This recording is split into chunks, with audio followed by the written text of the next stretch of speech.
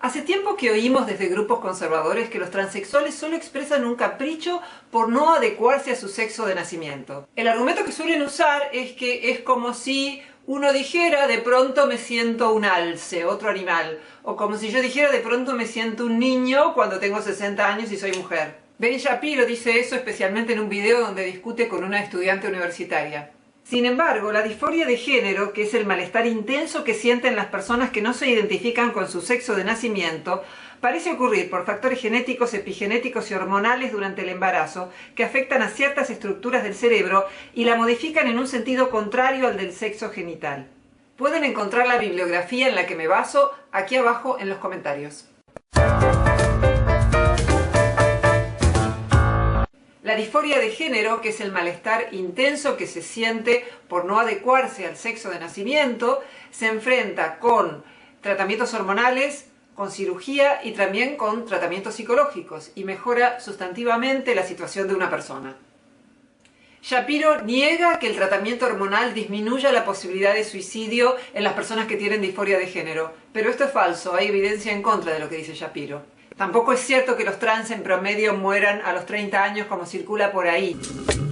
Para los grupos conservadores no hay problemas en reconocer que hay predisposiciones psicológicas distintas en hombres y mujeres que arraigan en la biología. Sin embargo, cuando empiezan a hablar de la comunidad LGBT, ahí creen que todo es cuestión de capricho sin evidencia alguna. Es la posición de Agustín Laje y de Nicolás Márquez en el libro que publicaron juntos en el 2016. En el mejor de los casos, algunas personas reconocen que hay una raíz biológica en la disforia de género, pero lo que argumentan es, bueno, ok, pero que se paguen ellos mismos la operación. ¿Por qué el Estado se tendría que hacer cargo de eso? ¿Y por qué razón, si no fuera por el puritanismo, el Estado no se tendría que hacer cargo de un tratamiento de disforia de género y sí de un tratamiento de endodoncia? Más bien lo que parece es que no les simpatiza la idea de que alguien esté en esa situación. Todo esto parece estar bastante vinculado al hecho de que no están científicamente informados sobre cuáles son las razones de la disforia de género. El feminismo hegemónico sostiene que en materia de identidad sexual todo es construcción cultural. Aducen que la heterosexualidad ha sido dominante y le dan una connotación negativa porque la asocian con lo que entienden que es el patriarcado.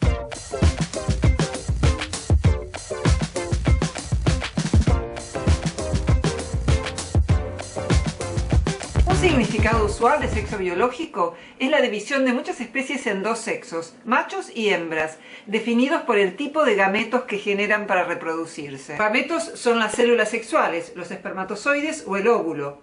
En nuestro planeta no evolucionó una especie con más de dos tipos de gametos, es decir, con más de dos sexos. Está el pez payaso, que cuando muere la hembra, el macho muta de sexo y se convierte en hembra, pero no somos los seres humanos como el pez payaso. Entre los seres humanos también hay personas andróginas, que no se identifican con ninguno de los dos sexos, o que rechazan el sexo por completo y sienten que son al mismo tiempo hombre y mujer. Algunos inician algún tipo de transición física, hormonas o una operación, o de transición social, por ejemplo cambiando su peinado o su ropa. La sensación para muchos es que están atrapados en el cuerpo equivocado. La adolescencia es un momento particularmente vulnerable y se encuentran resistencia en el medio en el que se desenvuelven, ya que el desarrollo hormonal pone en el centro de la escena esta cuestión.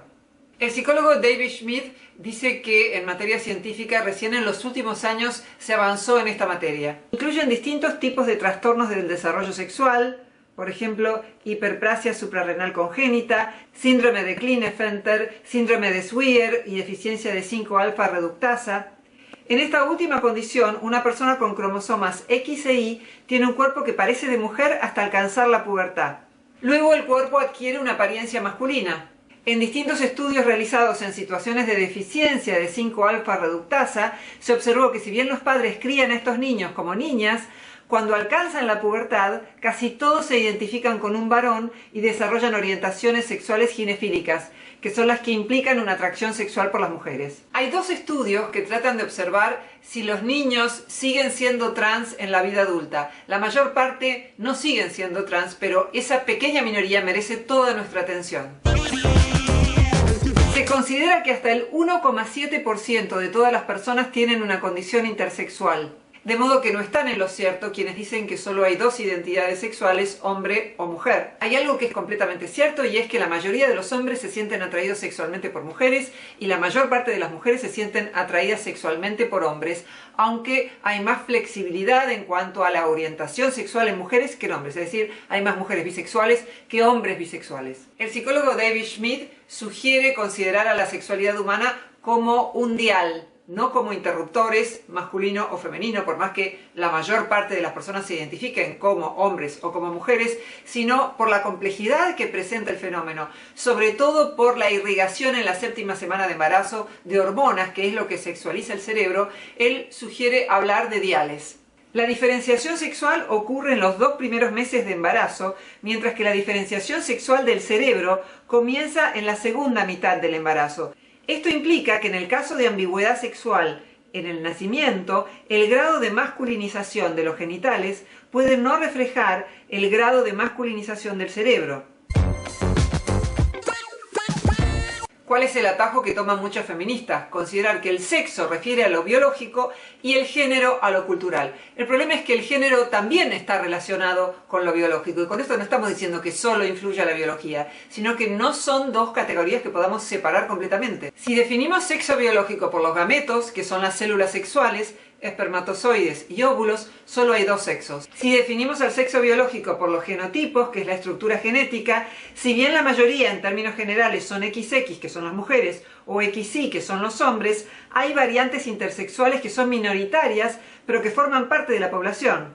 Son personas que tienen genitales de un sexo y órganos internos de otro. Son expuestas a ciertos niveles de testosterona en el útero y no es cierto que esto sea resultado de la socialización. Quienes varían su género merecen dignidad y respeto, pero no se cumplirán con los objetivos del feminismo negando el sexo biológico o las categorías de hombre y mujer, tal como pretende, por ejemplo, la psicóloga feminista Daphna Joel, que en uno de sus videos llega a postular que sueña que en el futuro desaparezcan las categorías de hombre y mujer.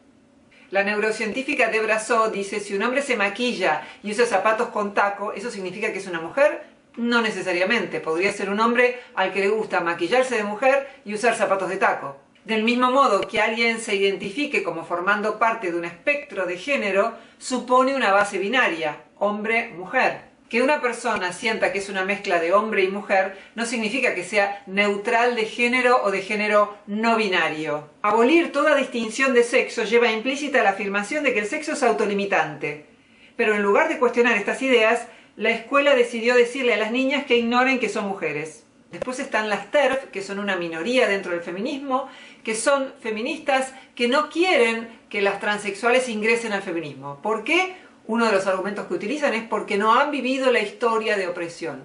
Pero la historia de opresión fue en el pasado, en el caso de que haya sido exclusivamente una historia de opresión. ¿Y hoy qué pasa? Pueden ver en otros videos de este canal por qué considero que hoy no vivimos las mujeres en Occidente una historia de opresión. Las TERF plantean lo que consideran problemas, por ejemplo, qué pasa en los baños, si va un transexual a un baño de mujer. Curiosamente, lo mismo se planteaba con las lesbianas. ¿Qué va a pasar si aparece una lesbiana en un baño de mujeres? Esto pasaba décadas atrás, como si el baño fuera un ámbito donde las personas quisieran abusar sexualmente de otras. Otro conflicto que aparece es la edad para transicionar. En general, la mayor parte de los especialistas recomiendan que no se transicione siendo niño, porque después eso puede ser irreversible y una persona podría arrepentirse, como ha ocurrido en muchos casos. Es importante tener la madurez psicológica necesaria para tomar decisiones importantes sobre la propia vida. Así que el punto más álgido del debate parece ser el de la posible administración de hormonas a los niños. Algo que no suele recomendarse en general, pese a lo que dicen por allí algunos grupos conservadores. Los transexuales suelen tener más dificultad para encontrar trabajo, por eso algunos piden políticas de cupo en donde se los beneficie. Esta es la razón por la que muchos terminan en la prostitución, además. Otro tema que se debate está vinculado con los deportes. ¿Qué pasa si un transexual va a un deporte de mujeres y cuenta con más fuerza física? Bueno, cada caso tiene que ser analizado en particular y ver cuáles son las situaciones de justicia que pueden ser planteadas. En síntesis, hay un consenso en la comunidad científica de que hay una base biológica para las personas trans. Reconocer diferencias biológicas no implica cuestionar a las personas transgénero. De hecho, existen activistas trans como Dana Bevan que investigan en el área de la biología. Hay bastante consenso en la comunidad científica de que la biología es el sustento de la existencia de las personas trans, de que se trata de una variación de cuestiones genéticas, epigenéticas y hormonales que colocan al cerebro en un espectro entre lo femenino y lo masculino. Lo que no la sustenta es la teoría de género, según la cual la educación sería la causa de la identidad sexual. La transexualidad ya no es considerada un trastorno en el DSM, que es el Manual Estadístico Diagnóstico. El DSM-5 dice explícitamente que no toda persona transgénero o transexual tiene disforia de género, que es el malestar fuerte de las personas cuya identidad de género no coincide con su sexo, y que el problema clínico no es la identidad, que es el sexo con el que una persona se identifica, sino la disforia.